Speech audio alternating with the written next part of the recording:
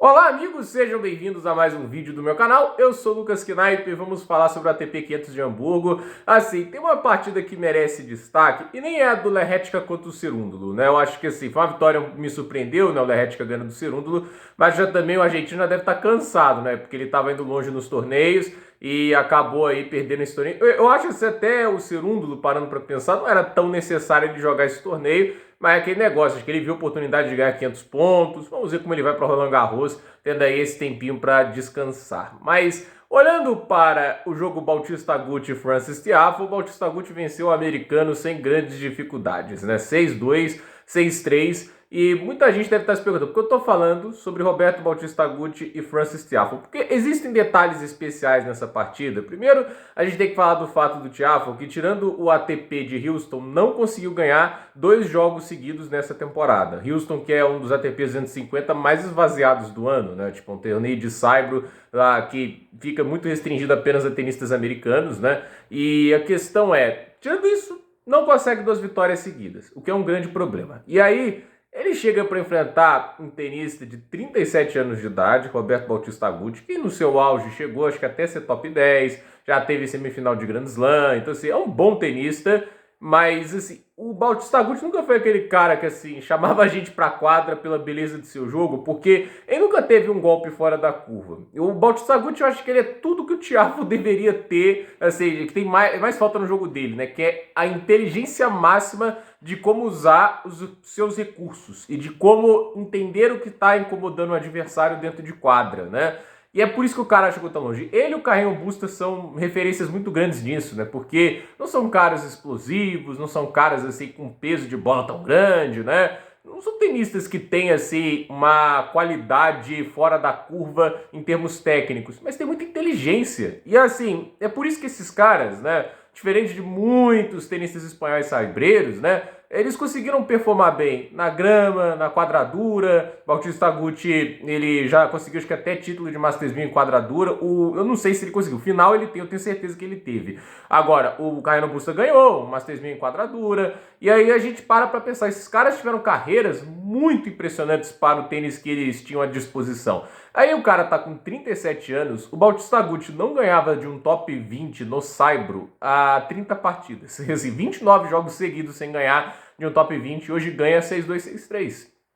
O Tiafoe, teoricamente, é para estar no auge físico dele, ou até mesmo no auge técnico. Eu não gosto do auge técnico porque às vezes o cara vive o auge técnico aos 35, 36, né? Tipo, a técnica de jogar tênis é diferente, né? Do que o cara consegue fazer fisicamente. Agora, por que o Tiafoe, que é um tenista que ainda sobrevive no top 20, tem que agradecer muito os torneios de Cincinnati e o US Open por causa disso no momento, por que o cara só joga bem lá, naquela gira americana, né? Porque assim, não tá sendo muito diferente da temporada passada. O Tiafoe na temporada passada, ele teve uma temporada muito fraca até chegar em Cincinnati, onde foi finalista, e até chegar no US Open, onde foi semifinalista. Ok. Por que isso se repete? Porque o Frances Tiafoe é um tenista que tem talento, mas ele tem uma noção muito baixa de como utilizar os seus recursos da maneira mais adequada.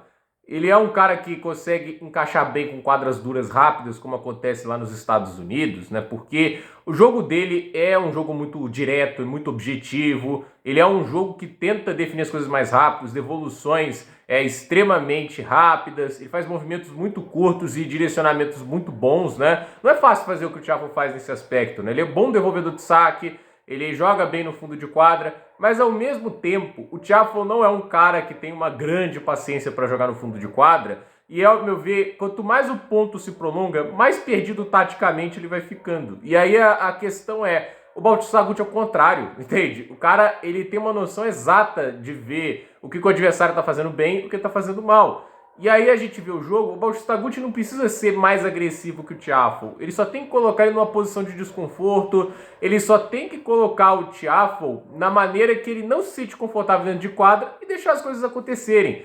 E aí que a gente fala muito sobre o tênis, você não mede um cara pelo poder de ganhar Grand Slams, pelos jogos que ele ganha nos seus melhores dias. Porque isso eu já falei aqui no canal, né? Nos melhores dias, tem tenistas no top 50 que vão ganhar dos principais. O Denis Shapovalov, para mim, é um baita exemplo. Num grande dia, ele pode ganhar dos caras lá de cima do ranking. Eu não duvido disso, porque talento ele tem.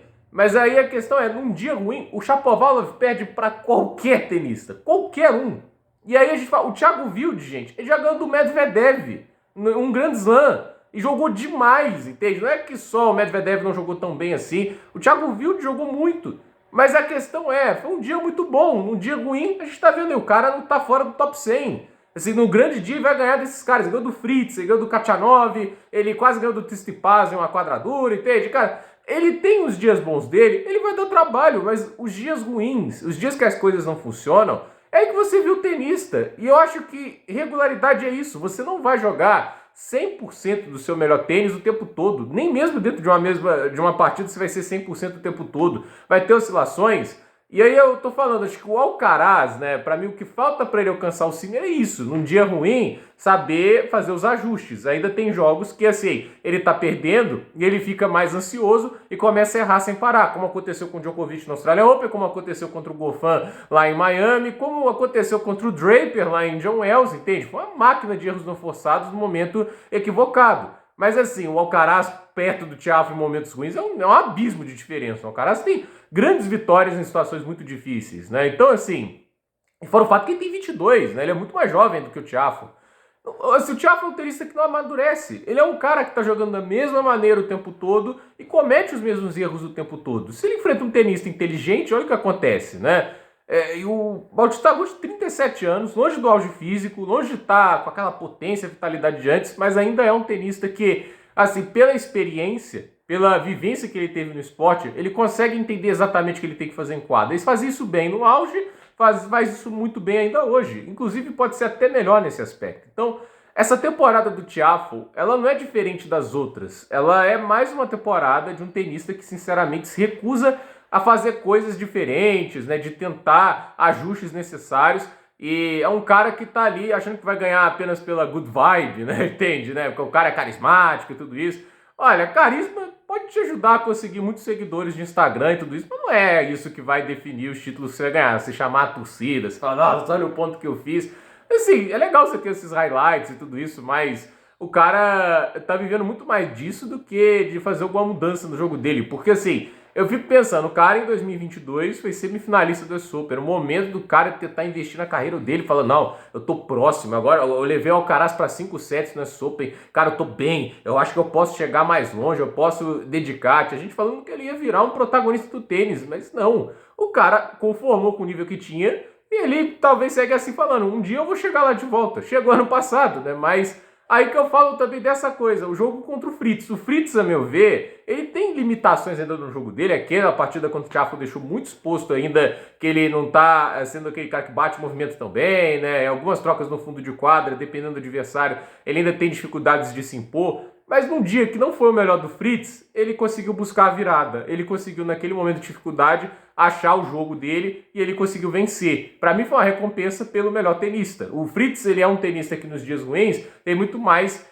competência que o Tiafoe para sair do buraco. E assim, foi um jogo para mim, em termos de nível técnico, melhor do Tiafoe, mas o Fritz mentalmente, estrategicamente sobressaiu, por isso merecidamente foi a final. Então assim, para mim assim, o tenista americano que eu tô vendo aqui, tipo, dos 5 protagonistas que a gente tem no tênis americano atualmente, o Tiafoe é o que mais me frustra pelo fato de que ele não muda já tem muito tempo, né? O Shelton, vamos ser sinceros, ainda é muito jovem, ainda deve melhorar muita coisa, e ele tá jogando melhor do que o Tiafoe, né? Tipo, o Ben Shelton, eu ainda acho que ele tá jogando melhor, mas ainda precisa melhorar também essa questão do lado tático dele, mas assim, o Korda, esse também não tá lá grandes coisas nesse aspecto, mas sei lá, né? Tem muitas lesões atrapalhando, e o que eu vi do Korda nos melhores momentos sempre me encantou mais. Agora, Fritz e Paul são os 2 melhores tenistas americanos e eu nem acho eles os mais hypados. Inclusive o Tommy Paul é o mais esquecido dessa conversa, estava aí jogando uma semifinal de Masters 1000 contra o Sinner e fazendo um 6-1 em cima do número 1 do mundo, né? E ninguém comenta do Paul, o pessoal jogou ele pra merda falando, olha o que fez com o Ruud, vai brincar, o Sinner vai brincar com o Paul e a gente viu um jogo que não foi bem assim, né?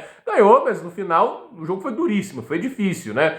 E assim, Esses tenistas que às vezes recebem menos hype são aqueles que trabalham melhor nesses momentos de desconforto e que, assim, quando vem um desafio muito grande, eles vão tentar jogar de uma maneira para ganhar, mesmo que não ganhem, eles estão lá tentando e estão tentando coisas diferentes e vão lutar até o final, né? Tipo, e não vão ficar apenas pela vibe para conseguir a vitória. Então, gente, por esse vídeo é isso. Dúvida nos comentários, deixe seu like, se inscreva no canal, compartilhe este vídeo e até o próximo vídeo.